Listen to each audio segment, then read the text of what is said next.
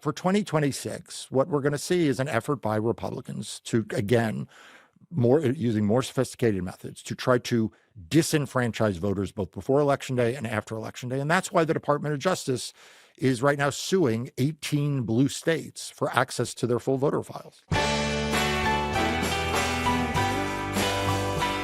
Hi, everyone. Welcome to the Best People Podcast. The Best People Podcast is about people like this week's guest. He is someone who never says no to coming on the show and having the difficult conversations. He's one of a very small universe of people who said yes in the earliest days after Donald Trump was elected a second time. A lot of our regulars needed to catch their breath, process the news, and absorb what was to come, but not this week's guest on the Best People Podcast. He is our sort of moral center in terms of understanding the stakes for our democracy of a second Trump presidency, but he also keeps our eye on the future, on the things that are happening that may not be getting the attention they deserve. So without any further ado, this is The Best People, and this is Marc Elias. Hello, my friend. Hello, Nicole. You know, I have a list. I don't keep a lot of lists anymore, but I do have a list of the people that came on the broadcast the days after the 2024 election. And you're the first, second, and third person on that list. Why were you ready to talk about what so many people couldn't face yet? I think because the challenge was so clear and was clearly going to be so great. And so I don't begrudge people for taking time and space that they need. But Nicole, you've probably noticed I don't tend to be one of those people. I tend to focus on the challenge in front of us. And it was clear to me that in the days after the 2024 election, this was going to be worse than anyone thought. And I felt sort of an imperative to be willing to say that. And not try to ease into what was going to happen, because honestly, that's precious time lost. And I worry that sometimes those of us who are fighting for democracy and those of us who are trying to protect the most vulnerable, when we're taking time and we're taking space, they're the ones who are paying the price. Yeah, it was like a luxury item. And I think I process some of the things happening to the country the way you do. I don't begrudge those people, whatever their process was, but I don't think it's helpful. And I wonder what you think the importance is of sort of platforming all of the sort of darkest impulses of MAGA and talking them through. Look, I think it's essential for two reasons. First of all, I think it is essential for building a durable opposition. So before you get to MAGA, I think that if you are not speaking truthfully to yourselves, if you are sugarcoating what is happening in your denial, then you are engaged, honestly, in a kind of luxury belief that has real consequences for others. Like it's easy for people who are very well off and who, are not facing some of these challenges to just say, I won't believe it is as bad as they say it is. But that doesn't allow us to organize the kind of opposition we need. So I think that for people who are right thinking, I think being exposed to it is important. And then, as you point out, Donald Trump preys on weakness, and he preys on the fact that the other side won't be as aggressive or be willing to fight as hard as he is. And so, I do think that what you've done and what we've all done, I think has hurt the MAGA movement. I think it has slowed them down. I think it has thrown sand in the gears. Where do you think we are right now? So I think we're in a very sort of perilous point in the authoritarian march. So I think the first half of last year was Donald Trump resetting the chessboard. He was essentially saying, look, we're not going to have independent agencies. I'm going to dominate the Department of Justice. And so he sort of restructured government. And a lot of that was focused on in terms of like DOGE and that. But I think he was doing something much more fundamental, which was saying, I control every aspect of government. And therefore, these are all at my disposal. I think for the second half of the year, and then normalizing that, right? So like the second half of the year was the outrage cycle has abated now, and people just accept that he pulls all the levers at DOJ. Correct. And then the second one was really desensitizing people to the effects of that. I think that there is much too little outrage right now about what's happening with people being dragged off the streets, citizens being handcuffed and interrogated. Like, I think that is generating now less and less news. I think the fact that you have these overt political prosecutions now with Susie Weil basically saying on the record, yeah, that maybe we get it. Maybe I thought we could have a deal to do it for 90 days, but oh well, who could blame them? And, there's a lot of like interest in that, but there's not like fundamental outrage. So I think that's the second phase. Now, going into 2026, now the test is going to be whether we can hold free and fair elections, because ultimately the thing that could stop him is not going to be the courts. It's not even going to be the protests. I know that there are people who will disagree with me about that, the 3.5% rule. To me, the thing that's going to change his behavior, the thing that ultimately hems in him, is if we see the outcome in the midterm elections do that. And, so the question now is like what those elections will look like. What do you think they'll look like? They're going to be real messy. That's kind of the most polite thing I can say. They're going to be messy. They're going to be messy because Donald Trump wants them to be messy, and because messiness allows him to exert more executive power and allows him to spread more lies. So that's one reason they'll be messy. They'll also be messy, honestly. Do you mean messy like slow to count, or do you mean messy like chaos and bomb threats and like describe messy? Because I feel like we've been through a lot of election days together, and there's manufactured mess, and then there's after the fact mess. So here is the thing. We are going to see an effort to make it harder for people to vote, for there to be voter suppression, and for there to be challenges to certification. And those will take various forms. Some of them will take the form of governmental action, things that Donald Trump can do. Some of them will be inspired action that he inspires among his base.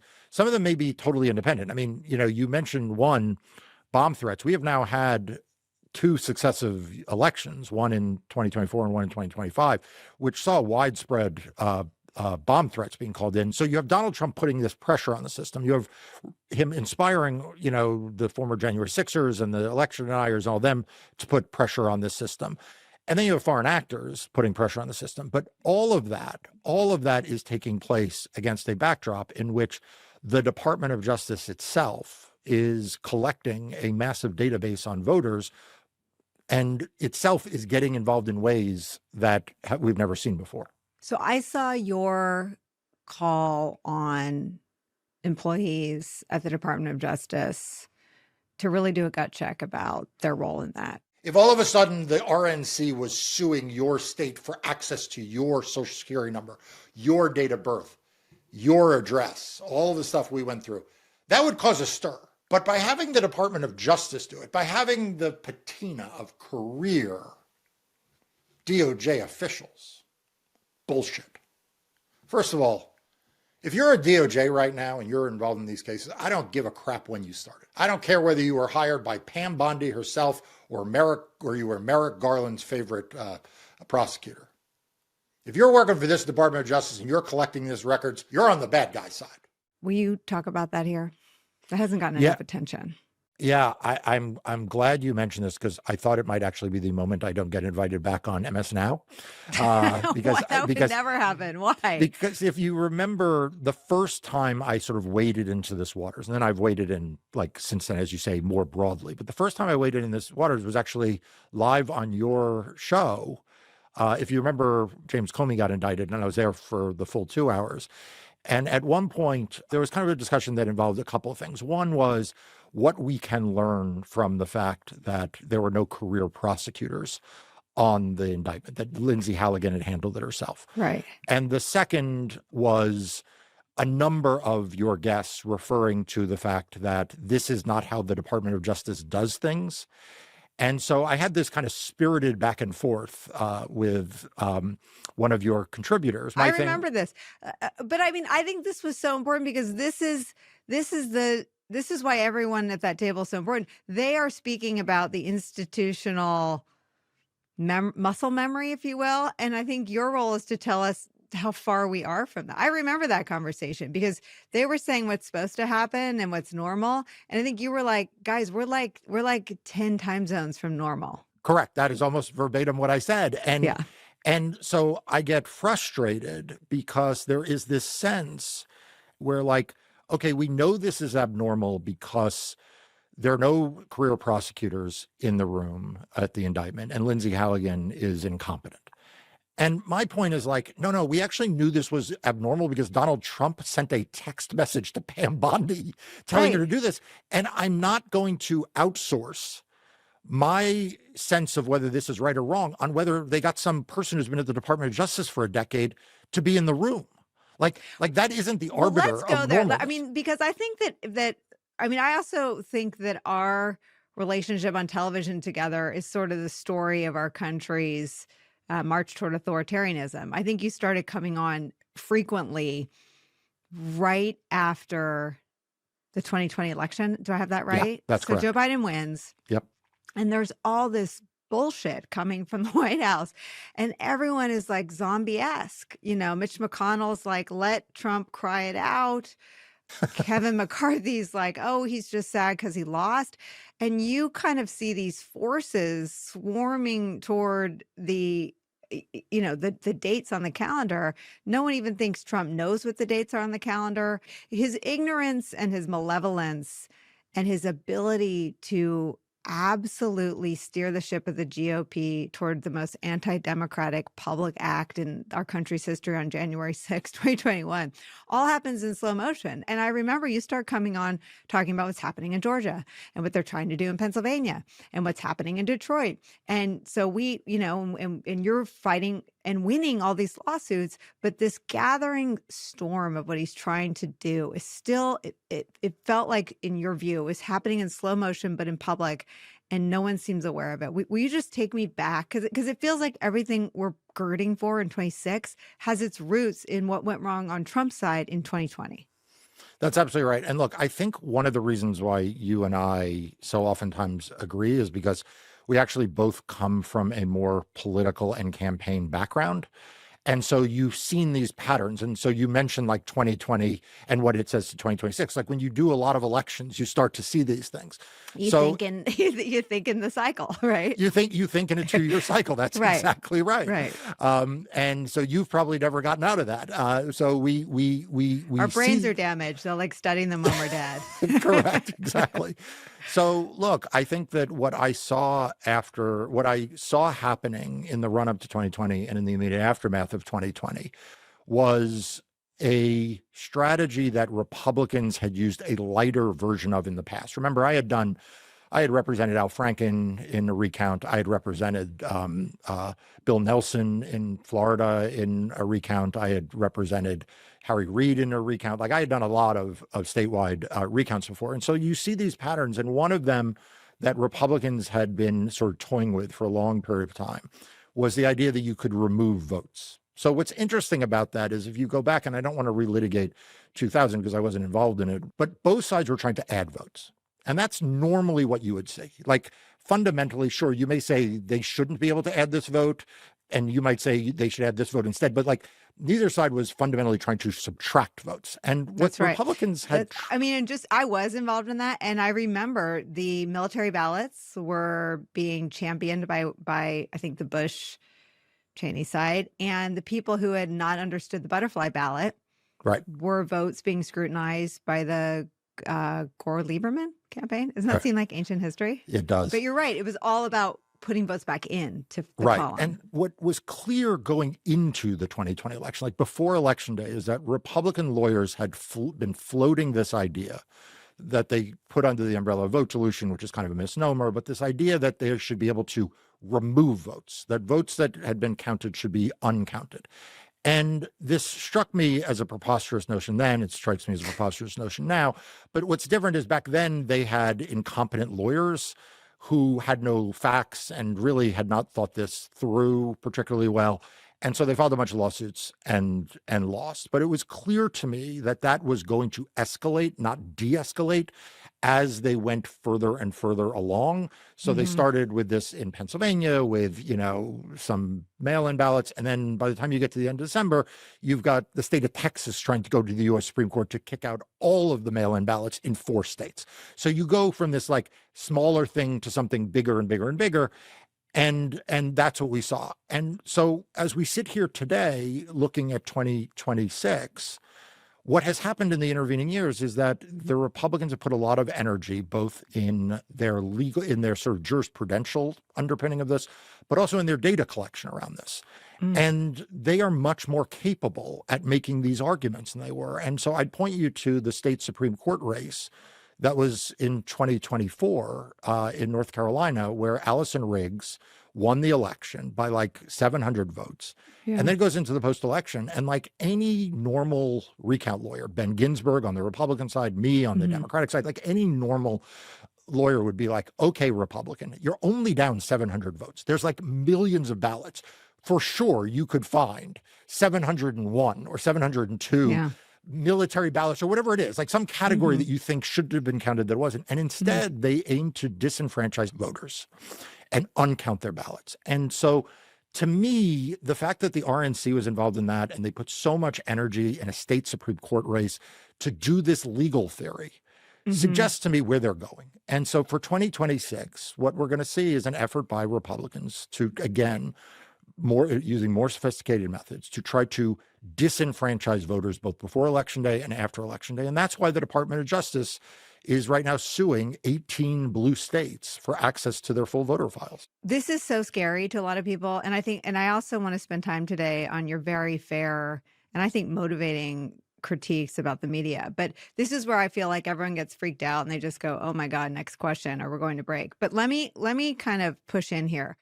To the degree that they're manufacturing solutions for problems that prominent Democrats and Republicans have said don't exist.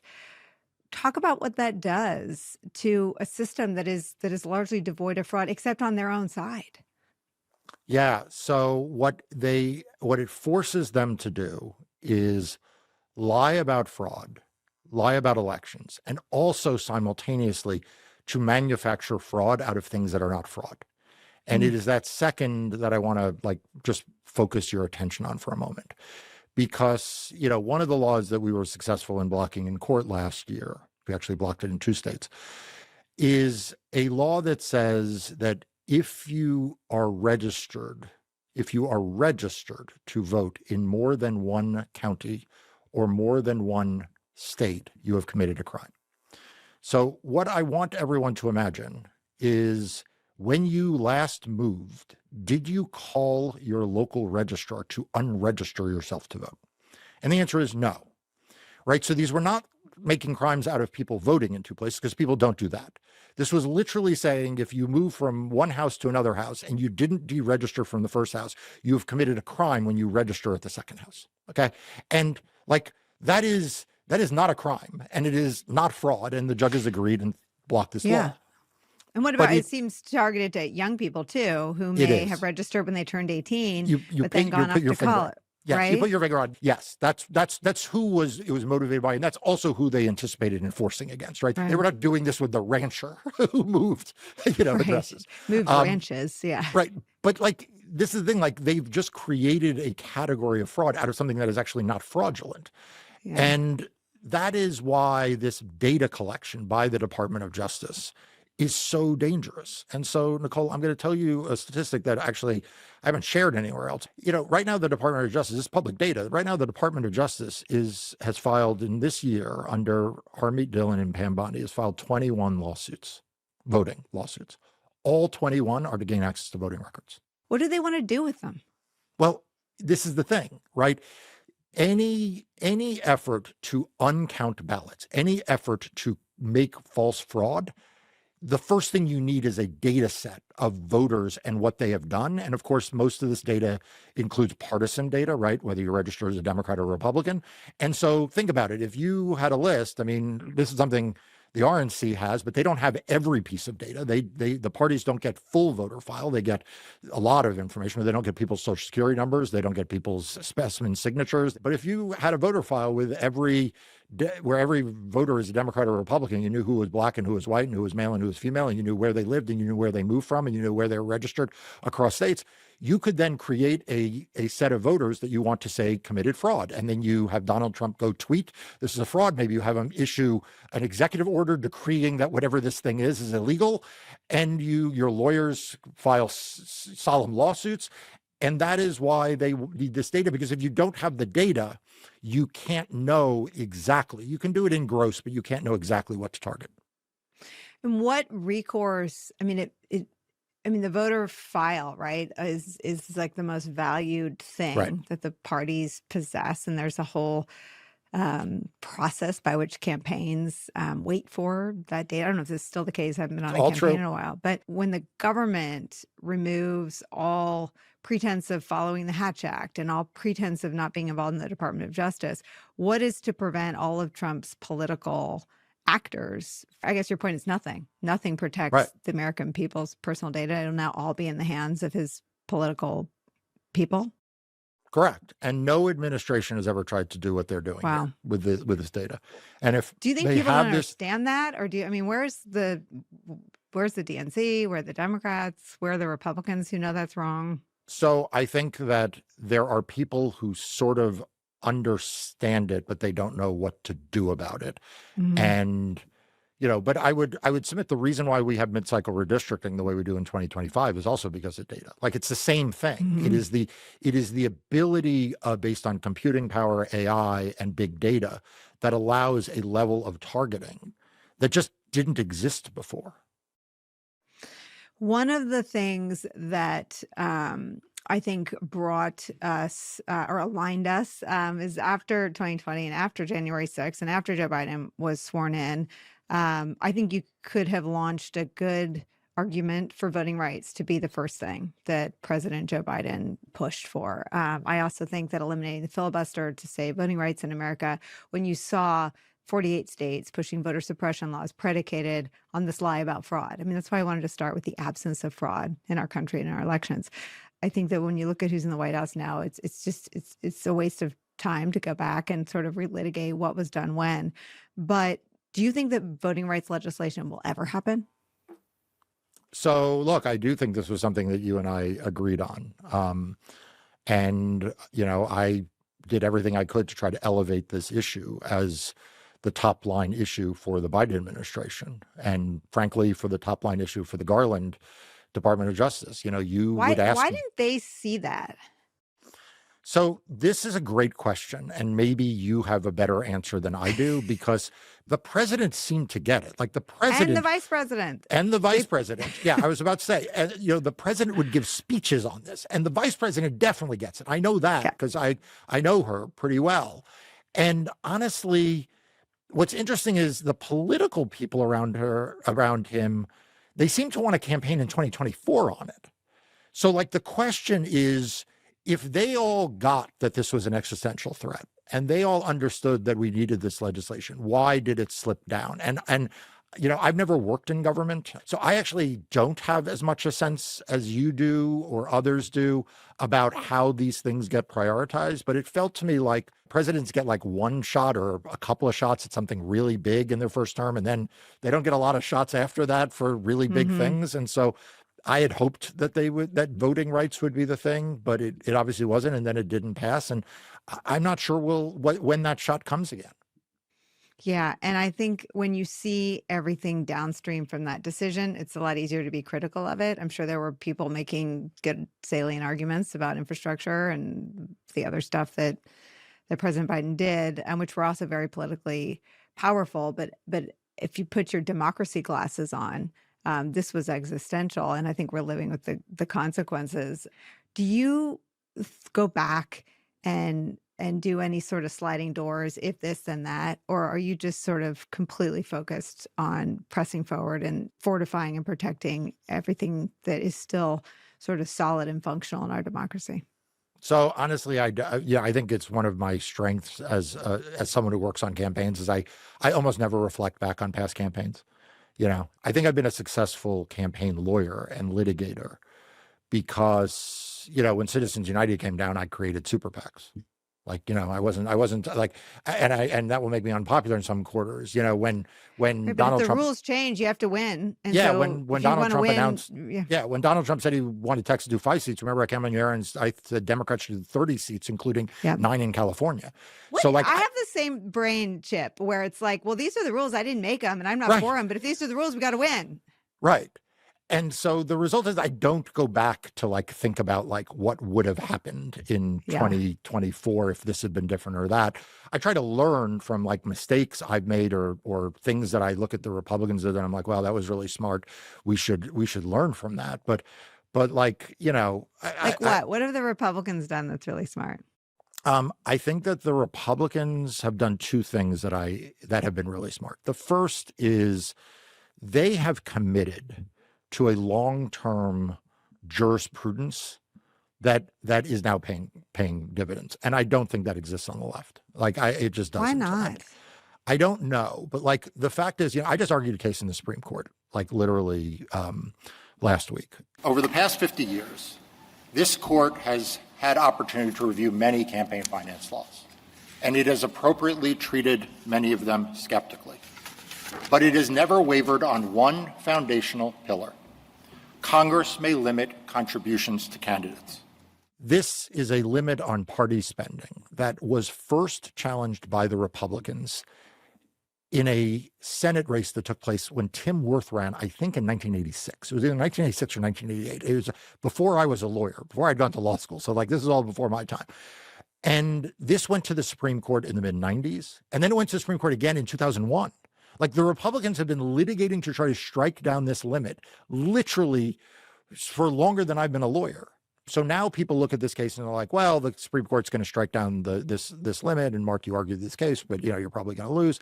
And I'm like, yeah, that's all true. And then they lament the Supreme Court and like, that's also true. But I'm also like, they knew what they wanted and they have built and built and built toward this. So that's like one thing that I admire. The other is that I think that they value the rules of voting more than some Democrats. So I think that there's a real sense among some parts of the pro-democracy movement or the Democratic Party that, it'll all work out, that, maybe our voters won't be impacted as much, maybe it's a dumb mander or whatever the phrase is. And I just think, man, you're not giving the credit to the people who are designing these things that they deserve. I think some of that is that it's hard for Democrats to give credit to a side so interconnected with malevolence. And I understand that. But I constantly study Steve Bannon. And I think that to the degree that Trump is weakened politically, it's because of the distance he's traveled from the things Steve Bannon talks about. And I find Steve Bannon's view of the world horrible. I don't agree with him on anything, but I find his sort of read of his movement and his coalition the most astute. I also think you learn that politics is very structural, and you can you're making a structural argument about the Supreme Court. Republicans have structurally embedded, partisan energy into interest in the Supreme Court, its makeup, its decisions, its ruling. And so it's interconnected. The Federalist Society, everything that is political on the right is interconnected with the Supreme Court. I mean, on the issues, the Democrats have all of the opportunities that Republicans don't, but there's just this cultural, political interconnectedness that's structural on the right. What is the thing that'll sort of shake that loose or wait? I mean, or am I on a fool's errand kind of waiting for Democrats to wake up? So I think that what may wake them up, what needs to wake them up, what we need to have is the replacement of nostalgia for a forward-looking program. We're about to lose the post-New Deal administrative state.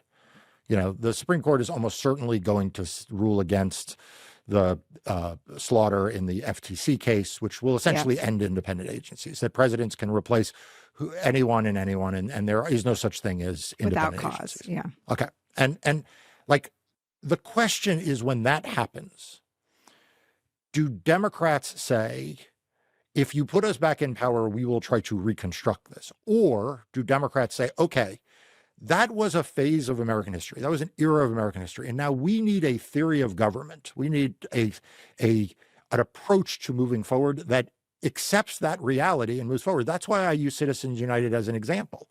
You know, I understand that there are some in the campaign finance reform community who don't necessarily care for me because, well, as I said, after Citizens United, I started and I helped counsel a lot of pro-democratic super PACs, including the biggest one in the presidential arena, the House and Senate arena. And that is because, like, we're not going back. Like Citizens United is the law of the land. And if we eventually wind up without corporations being able to spend in politics, it is not going to be because we go back to a Buckley v. Valeo framework from the 1970s. It's going to be because we have actually a new theory of campaign finance reform and a new approach and a new legislative effort. And so the question that I pose to Democrats right now on all of those issues, abortion rights, on civil rights, on voting rights, on campaign finance, on, law and order, the Department of Justice, like, we're not going back to a Merrick Garland. There will never be another Merrick Garland. Right. Then, what is the forward-looking agenda there of what we want to replace what Donald Trump has done? What share of the culpability do you place on Merrick Garland's dated view of the country and our politics for where we are right now? Yeah. So, I have both waded into and not waded into this. So let me tell you the part I don't wade into. I don't wade into the, should he have done this earlier or that later? Like, there's a lot of that. And honestly, I've listened to both sides and they get very in the weeds. But in terms of how he saw the country. Yeah, that is where I have weighed in. And I do think it did not serve the interests of democracy. I don't think it served the interest of the Biden administration.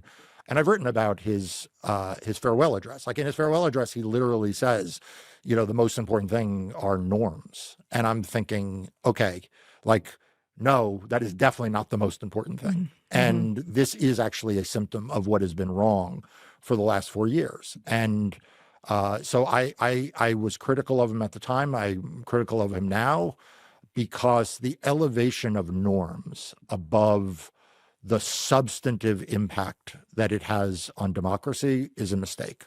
I just wanted you to say more about Democrats' adherence to this, because it ties back to what you said about nostalgia. Anytime I hear someone talking about norms, I don't ever want them back on my show. It's like 1990s calling, and it wants its bullshit political debates back. You know who got rid of norms? Voters, when they elected Trump twice. Voters said the norms was the norm so that you can all go hang out together after voting against each other's legislation. The norms felt clubby and schmoozy and gross to the American people, and they voted out the norms when they elected Trump the first time. We were like 8 years post-norm political moment. Absolutely right. And I know that this is not how others interpret the California ballot initiative differently than I do. Voters didn't care about norms. I understand Gavin Newsom is explaining it through a much more rosy lens of direct democracy, and this is only for the time being, and it'll revert back to a commission. I don't think voters cared about any of that. Voters wanted to stop authoritarianism and fight fire with fire. I think they responded to the fight. Yeah. And so I do worry. The thing I worry is that we will think that, I had actually a very smart, very experienced political consultant, Democratic political consultant who I've known forever, who said, the next Democratic presidential campaign should be run on restoring the norms that existed before Donald Trump. And they said, look, that's what happened after Richard Nixon. And I said, look, that isn't what happened. Congress didn't revert to Richard. I mean, the norms in Richard Nixon were you break into office buildings. They they advanced the ball. FOIA was a major intrusion on the executive branch. The Presidential Record Act was a major intrusion on the executive branch. There was not nostalgia. It advanced in a particular way, which was very good government oriented, but it advanced. But the idea that we would campaign on this notion that we will go back to independent agencies, a Department of Justice where the Attorney General never speaks to the president, and, nonpartisan redistricting just strikes to me as crazy.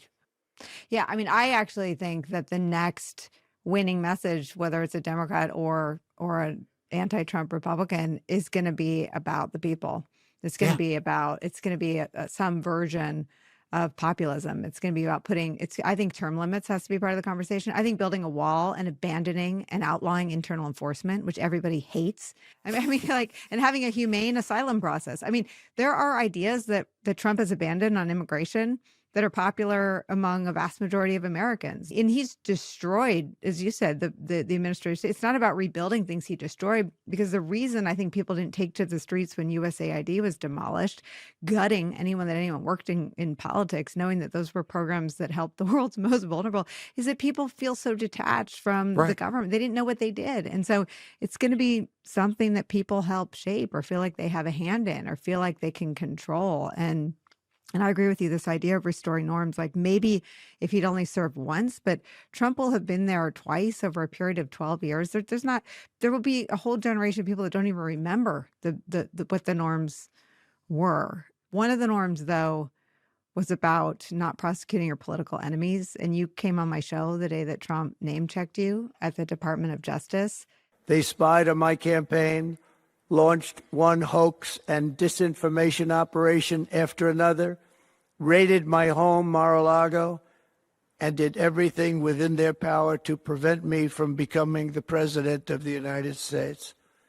With the help of radicals like Mark Elias, Mark Pomerantz, and these are people that nobody's ever seen anything like it. So many others, but these are people that are bad people. Really bad people. As Trump seems to tick through his perceived enemies list, Comey, James, Bolton, working on Schiff, are you growing more or less anxious or scared that he'll get to you? I think the same level of anxiety. It's a constant hum in the background that he has a list. We now know from Susie Wild that we didn't get just 90 days. Someday you'll have to tell me what the hell happens at a communications office at a White House that allowed that to take place. I mean, all we did was the pictures by Annie Leibovitz, right? I mean, we did the Vanity Fair thing, but all we did was like do you remember the pictures? It's like Cheney and Rumsfeld and Powell and Condi Rice took a picture. Nobody talked to anybody for 11 times. I've never heard of that before. Even Woodward, I don't think, got 11 visits. No. It's crazy. Yeah, but it's constantly there, and I worry about it. I worry about it for myself. I worry about it for other people. But you can't let it paralyze you. You have to move forward. But honestly, when it flares up, and I'll go back to that moment of the James Comey day, part of why you asked me, why did I say that people at the Department of Justice need to think about resigning? And it's because if you work at the Eastern District of Virginia under Lindsay Halligan, then, some of your other guests may say you're a career prosecutor. I just say you work for Lindsay Halligan. I don't even know what you means you're a career prosecutor. What do I care how long you've been there? Or do you work for Donald Trump? I mean, I think that what we learned in the subsequent reporting after that day is that Pam Bondi and Todd Blanche weren't in the chain of command, that she was reporting straight to the White House. So you don't even work for Lindsay Halligan, Pam Bondi, or Todd Blanche. You're working for the White House. That's exactly right. And so to me, the reason why I have said now, and I've said it increasingly more assertively, at this point, if you work at the Department of Justice, particularly if you work in a U.S. Attorney's Office or the Criminal Division, but even doing immigration or some of the other cases, you're not preventing the worst of the worst. Okay, if you thought you stay because you would be part of the guardrails, have no fear, you're not part of the guardrails. If you can go. Yeah, right. If you needed time to find another job, you've had time to find another job. Like at this point, you are just effectuating the policies of Donald Trump. And history will remember people who effectuated the policy of Donald Trump without any of the reference to the other stuff. Because there's no other stuff. Okay, we have to deal with the capitulators because I think this is a real moment where someone is going to have to go back and explain to me why Brad Karp takes Paul Weiss and literally goes down to Washington inside the Oval Office and capitulates to Donald Trump, a decision that's so important because of all the firms that follow him, is working for the Commerce Department based on news reports. You understood that when Trump was barreling through in the shock and awe phase, but I don't understand it now that Democrats and Republicans have asked questions about whether the Trump administration is actively committing war crimes. I don't understand it after the rebuke from the entire country, from California to New Jersey to Virginia in the off-year elections. I don't understand it with the law firms that fought his bullying efforts, batting 1,000 in front of federal judges. What is the end game for the firms and universities and businesses that have capitulated and continue to do so? So I'm going to urge you to stop using the word capitulation, start using the word collaboration, and then I'll answer your question. Okay. I think we are viewing Brad Karp and Paul Weiss as a victim. I think we are viewing the universities as victims. And let's be clear, they started that way. Like some of them started that way. I mean, not even all the law firms started that way. Some of the law firms were never targeted. They just went straight to the collaboration phase. But, at some point, my sympathy for you as a victim wanes when you decide that it's actually a business model. Like it's not that Paul Weiss is resisting this terrible thing and capitulating to the extent necessary. It is actually monetizing this relationship. It is all these law firms, they are monetizing the fact that they are now on the good list.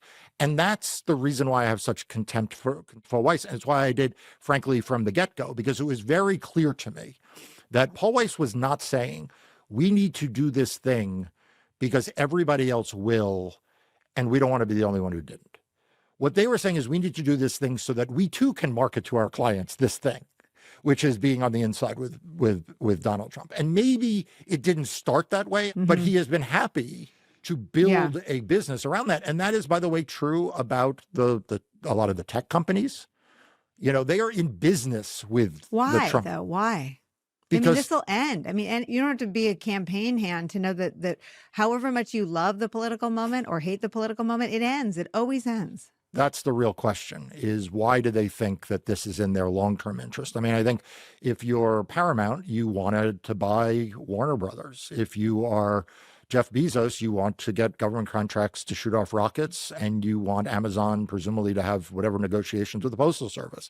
You could explain all of them in the moment. You can't explain any of them in the longer term. And in particular, for those that are consumer-facing companies, whether they are entertainment companies or they're media companies or they're shopping e-commerce companies, it's a really weird decision because, I'm not a marketing genius to know who the customers are that spend the most money on a lot of these products and who watches a lot of these shows and goes to these movies. And so it's a very odd decision, but I assume that they are just playing the short game. Do you feel differently about the trajectory we're on after the November elections? I do. And it's so smart what you said about Bannon, because I am the other, Steve Bannon's going to pull this tape and love it.